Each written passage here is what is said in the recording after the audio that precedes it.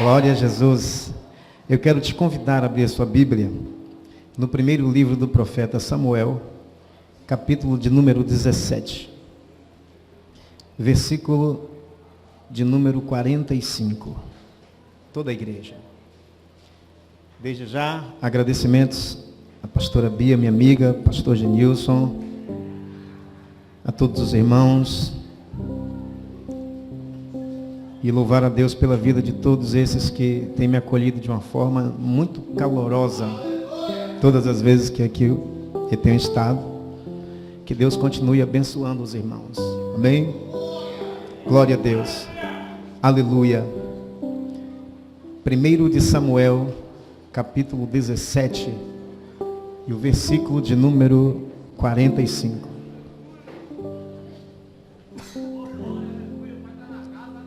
Glória. Os irmãos encontraram?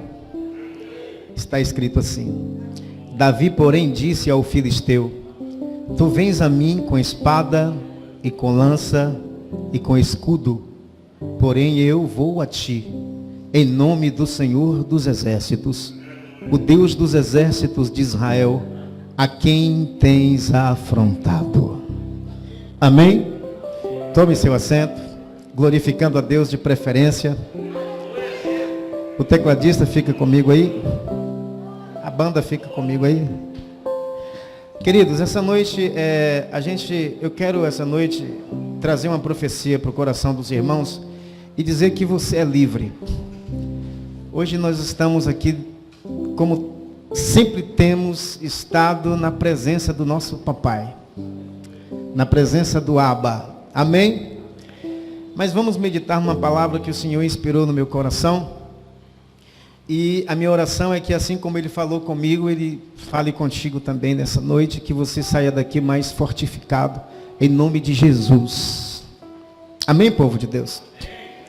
Glória a Deus. Eu quero dar um tema para a mensagem que eu trago nessa noite. Essa noite eu quero falar sobre as objeções da vida de um derrubador de gigantes e as ações de Deus para ampará-lo. Todos nós que aqui estamos, fomos chamados por Deus e levantados por Ele para derrubarmos gigantes. E na vida de todo derrubador de gigante, existem muitas objeções.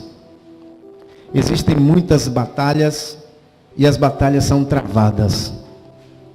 E para falar de um assunto como esse, eu não poderia me inspirar em uma outra história que não fosse a história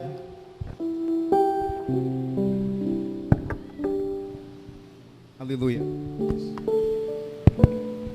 aleluia, voltou, que não fosse a história do jovem Davi, o menino Davi.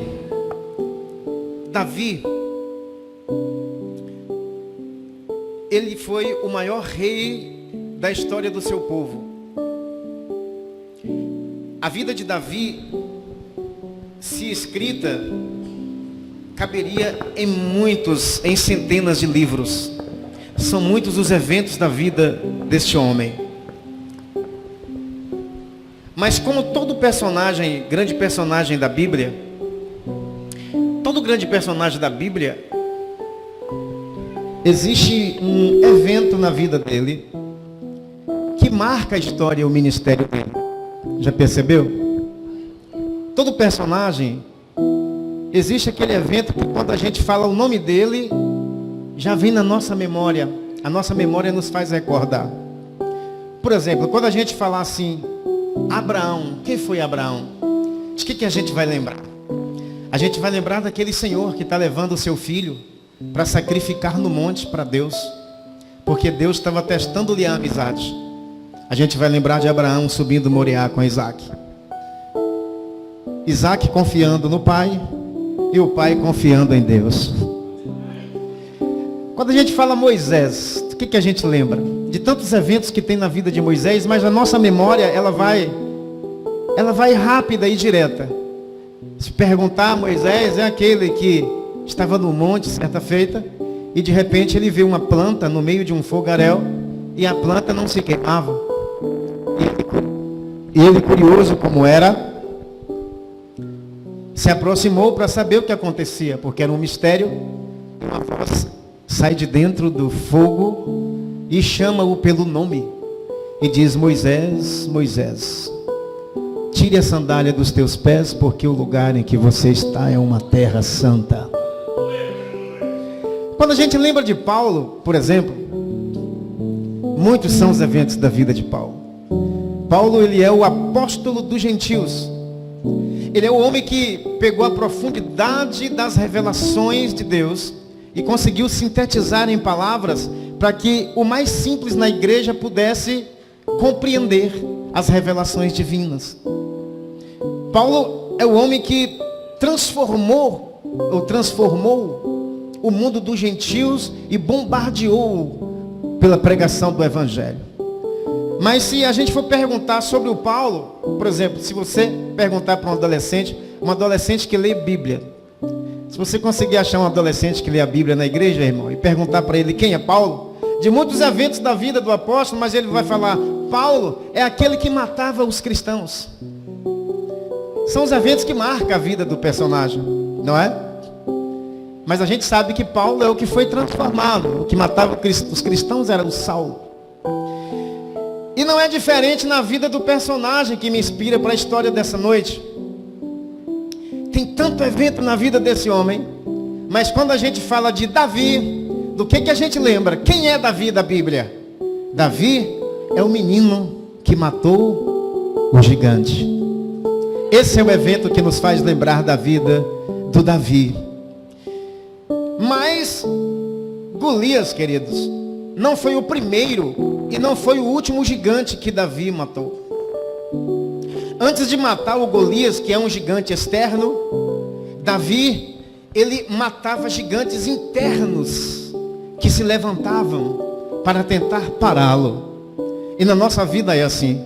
A gente se prepara muito contra os gigantes externos, contra aqueles que estão por fora. E nos preparamos muito pouco contra os gigantes que se levantam dentro de nós.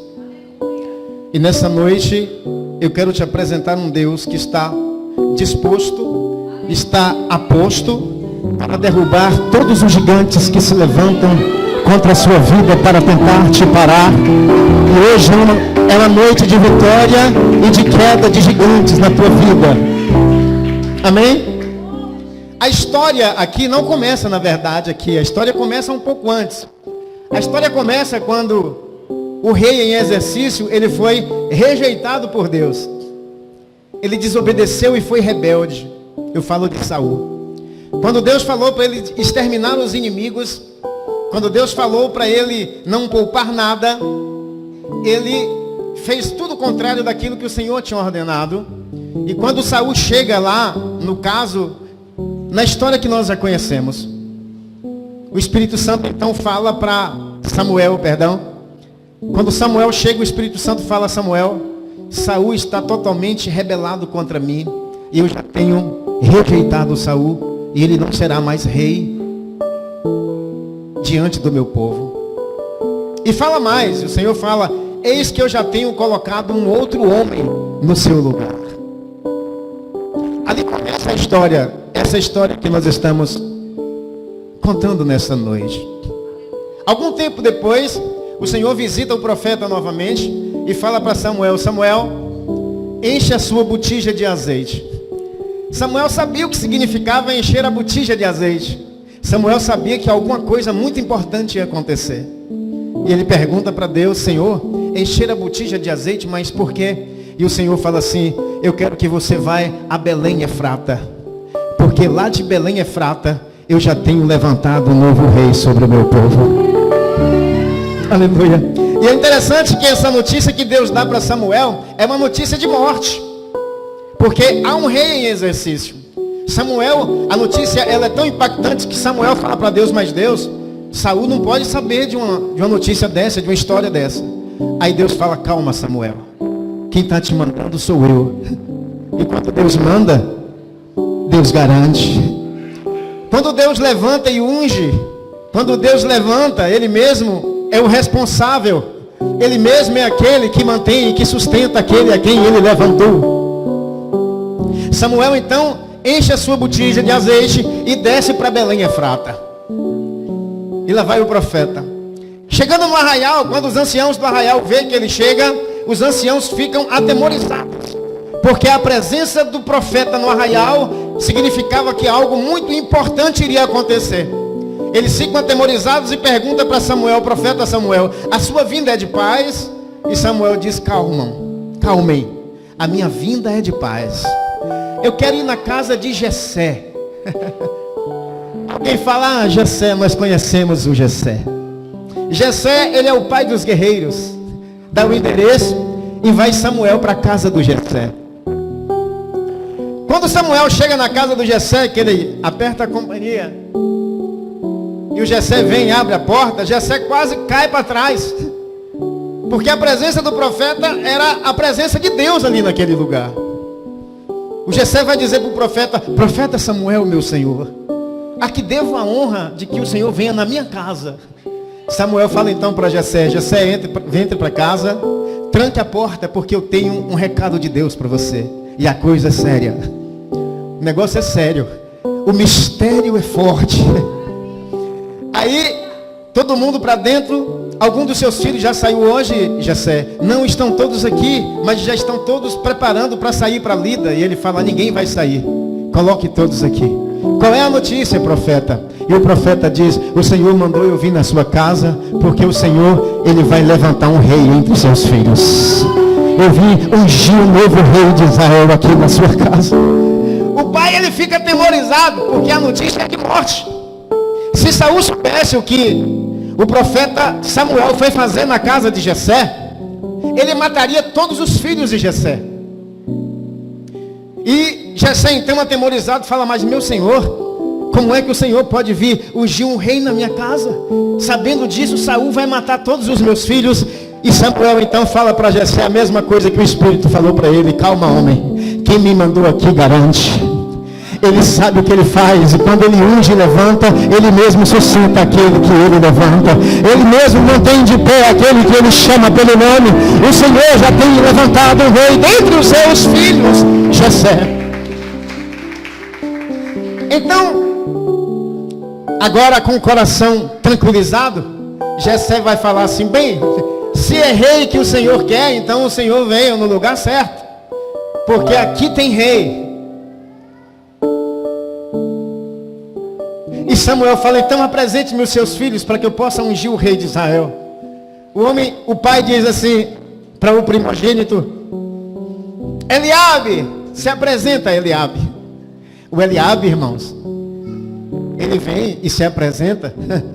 O homem é alto, é forte, tem postura. O homem é de encher os olhos, é um guerreiro. Ele enche os olhos até do profeta. O profeta, quando vê o homem, ele fala no seu coração, realmente o Senhor não erra. Eu estou diante do futuro rei de Israel. Ele prepara a botija e o Espírito Santo o repreende na hora. E diz para ele, Samuel, Samuel, tu estás olhando como olham os homens, Samuel. Os homens olham para alguém, Samuel, e só conseguem ver aquilo que está por fora. Eu olho diferente. Quando eu olho para o homem, eu enxergo aquilo que está dentro do coração do homem, Samuel. Eu não olho como olha o homem, Samuel. Eu enxergo por dentro, Samuel. Samuel então recolhe a botija de azeite, irmão, constrangido, baixa a cabeça e diz assim para o pai, não é esse, Deus tem rejeitado esse. Então se apresenta Abinadab se apresenta, é forte, é alto, tem postura, é guerreiro, serve no exército. O Senhor fala, esse também tem um rejeitado. Apresenta-se Samá também apresenta, é forte, é alto, é guerreiro. E o Senhor diz, esse eu tenho um rejeitado. E da mesma forma passaram mais 4. E assim passaram 7 filhos. E agora depois que passam os 7 filhos, a minha mente ficou turbada, por quê? Porque o profeta vai fazer uma pergunta incabível. É a pergunta mais incabível da Bíblia. O profeta está trazendo de Deus a maior bênção da sua nação. Ele está trazendo de Deus a unção de rei para dentro da casa daquele velho. E aí quando passa os 7 filhos, o profeta parece ali que tem um momento, uma pausa. Parece que é um silêncio, a ponto de Samuel perguntar: acabaram-se os filhos? Essa pergunta não cabe aqui nesse contexto. Por que essa pergunta não cabe nesse contexto? Porque não era para o profeta fazer. Ele está diante da maior bênção da sua nação. Então quando passou os 7 filhos, ele mesmo, o pai, tinha que falar: calma aí, profeta, ainda não acabou. Mas parece que tem um silêncio ali, a ponto de o profeta ter que perguntar: acabaram-se os filhos? Aí o pai, então, constrangido, vai dizer assim: não, calma, ainda falta um. O que isso me faz pensar? Isso me faz pensar de que um foi esquecido. E essa é a primeira objeção na vida de um derrubador de gigante. É a objeção de ser esquecido. Porque ser esquecido dói. Ser esquecido machuca, querido. Sabia? Ser esquecido significa que você faz tudo. É aquele momento em que você faz tudo que manda, que você se apresenta, que você está sempre constando. É na igreja, lá no seu trabalho. Você chega todos os dias no horário, nunca faltou. Você consta sempre com a sua família. Você está sempre em prontidão. E na hora da bênção, alguém te esquece. Eita, glória. Na hora mais importante, alguém não lembra de você. Essa é uma objeção que dói. Na hora que você pensa que alguém ia lembrar de você, até aquela pessoa que você ajudou, aquela pessoa que você achou que ela ia lembrar de você na hora mais importante, isso me faz lembrar de José. José falou assim: olha, você vai ser solto, falou para o copeiro, e quando você estiver novamente diante de Faraó, lembra-te de mim. Sabe quando é que ele foi lembrar? 2 anos depois. Ele esqueceu de José. José passou, mas se ele tivesse falado para Faraó no dia que ele saiu, José já tinha saído da prisão. E José foi esquecido por aquele a quem ele ajudou. E às vezes aqueles a quem a gente ajuda nos esquece também.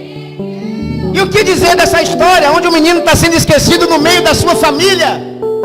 O menino está sendo esquecido pelo pai, está sendo esquecido pelos irmãos. E aqui tem pessoas que foram esquecidas. Aqui tem pessoas que foram rejeitadas no meio da sua própria família. Mas o seu Deus te manda te dizer essa noite: há um Deus no céu que tem teu nome escrito na palma da mão. Ele não te esqueceu.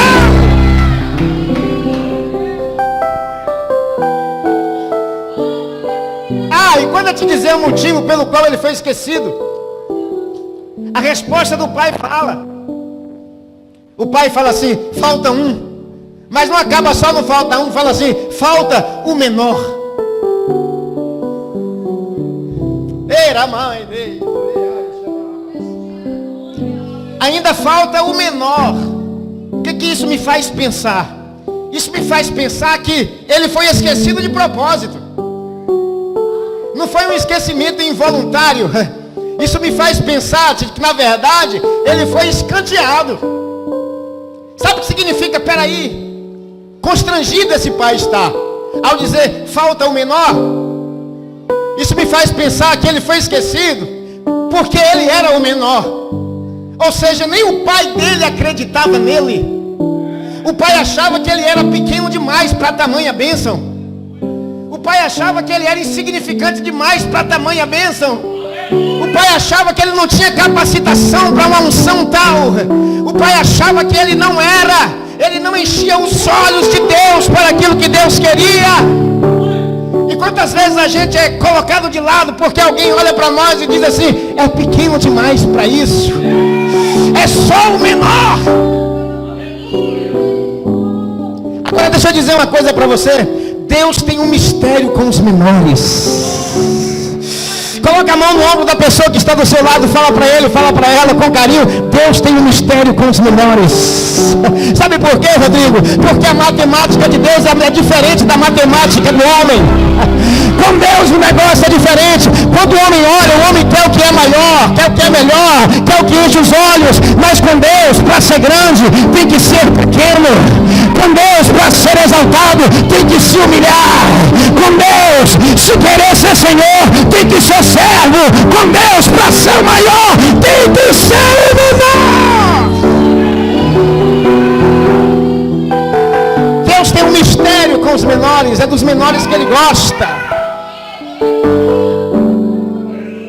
Malaquias capítulo de número 1, versículos 2 e 3. Amei Jacó e odiei a Esaú. Odiei aqui não é o ódio humano. O ódio de Deus aqui, essa palavra é para exclusão.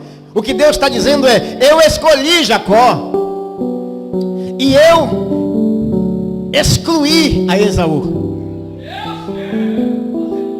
Isso fala de chamada. Quando se trata de chamada, é algo exclusivo de Deus e ninguém explica, Ele simplesmente escolhe. Mas Deus é tão bom, Ele é tão pai, que Ele diz o motivo pelo qual Ele escolhe.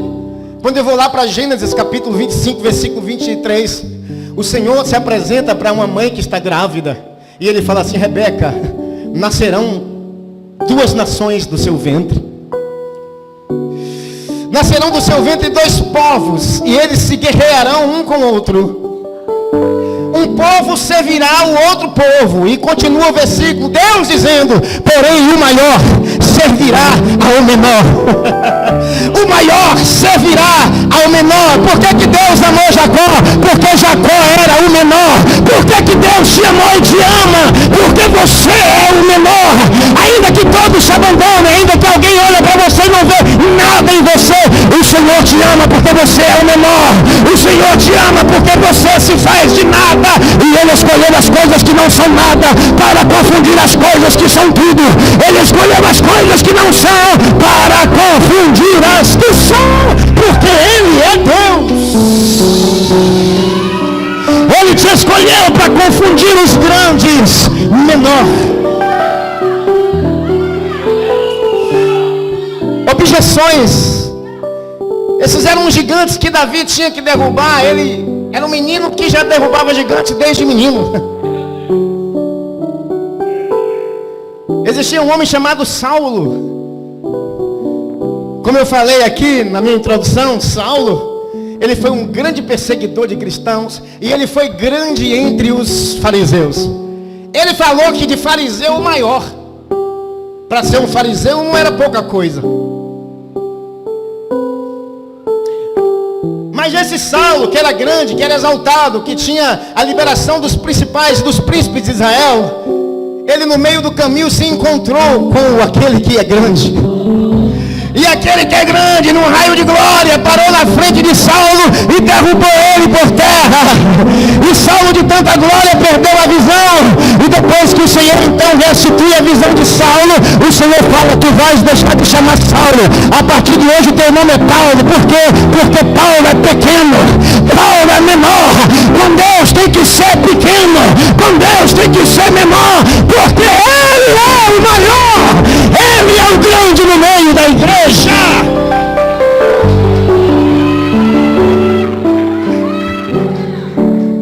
Te rejeitaram, esqueceram de você, porque você é pequeno. Calma, o seu Deus tem uma ação para te amparar. O seu Deus tem uma ação para te honrar. Deixa eu te dizer agora a ação. Quando o profeta fala assim: peraí, ainda falta um. Tá bom. Aí a mesa já estava preparada, porque Jessé já tinha pedido para sua serviçais e para sua esposa preparar uma mesa, porque o profeta estava na sua casa. E a mesa preparada, os grandões então eles se preparam, vão puxando a cadeira para sentar. E o Espírito Santo toma a boca de Samuel novamente e fala assim: ninguém senta na mesa. Parem todo mundo, ninguém senta na mesa. Alguém se prepara para sair e ele fala, ninguém sai também, a porta está trancada. Por quê? Porque só vai sair, só vai sentar nessa mesa depois que o menor chegar. Enquanto o menor chegar, ninguém sai, porque todos vão ter que contemplar a honra, todos vão ter que contemplar a honraria, todos vão ter que contemplar a ação de Deus para amparar o menor. Deus vai te honrar na terra, na frente daqueles que te esqueceram.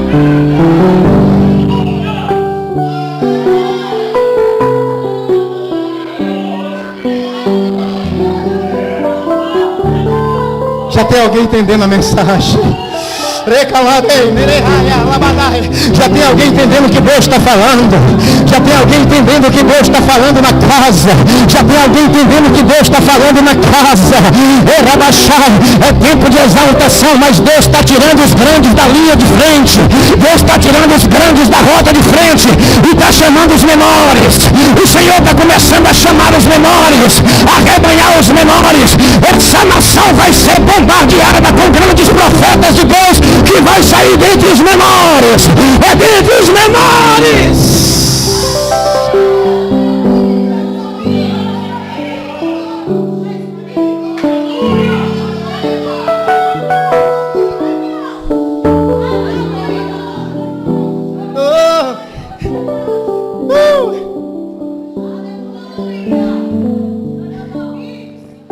Aí o pai fala assim, pelo amor de Deus, vai buscar meu filho.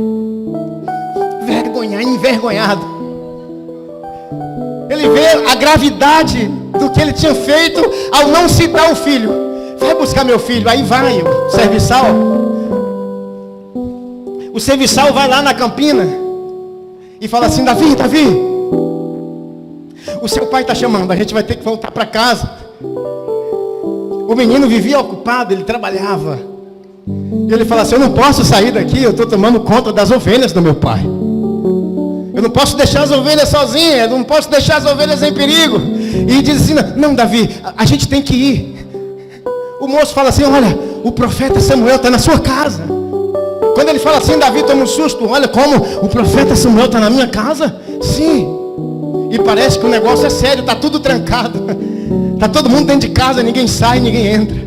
O seu pai só saiu na fresta e mandou te buscar e fechou a porta de novo. Aí Davi fala, é claro, eu vou agora. Davi se prepara e vai para casa juntamente com o moço. O moço chega, abre a porta, Davi tranca a porta, entra. E o menino vai entrando, pastora Bia. A Bíblia diz que o menino era de gentil aparência.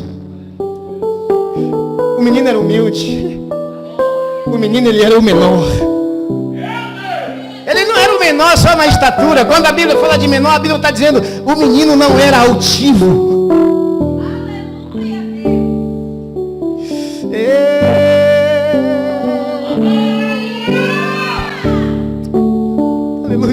O menino entra em casa, e quando ele entra, o profeta, ele vai entrando no meio dos outros. O profeta Samuel olha para ele, fita os olhos no menino. O Espírito Santo fala no coração do profeta, contempla o meu rei Samuel.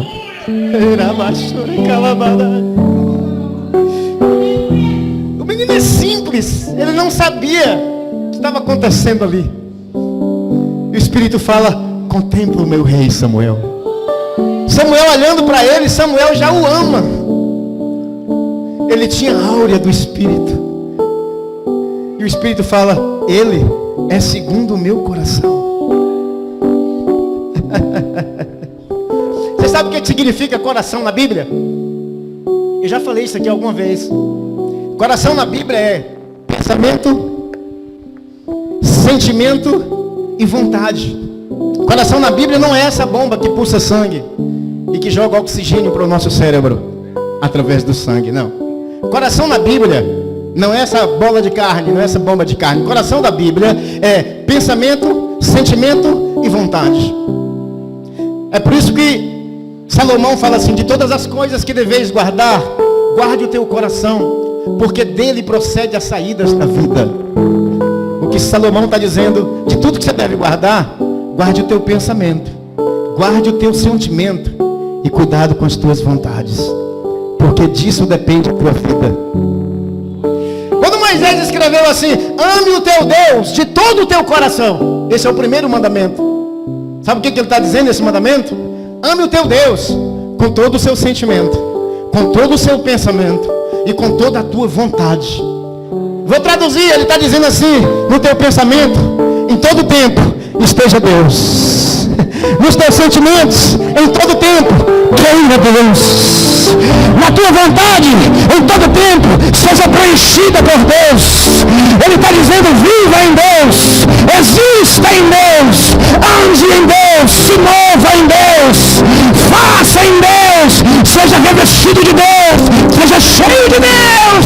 Ame o seu Deus com todo o teu coração. E sabe o que é que Deus fala quando ele testemunha acerca de Davi? Ele está testemunhando isso. Ele fala assim para Samuel: Samuel, eu achei um homem que é segundo a minha vontade, é segundo o meu pensamento e é segundo o meu sentimento. O que significa isso, irmão Val? Vou traduzir. Deus está falando para Samuel assim: Samuel, ele não vai fazer nada sem me consultar, sem saber do que eu estou pensando. Samuel, ele não vai sentir nada sem saber o que eu sinto. Samuel, ele não vai querer nada sem saber o que eu quero. Samuel, eu estou levantando um rei e também estou levantando um verdadeiro adorador de diante do meu povo. Isso é ser segundo o coração de Deus, é ser filho de todo o seu coração.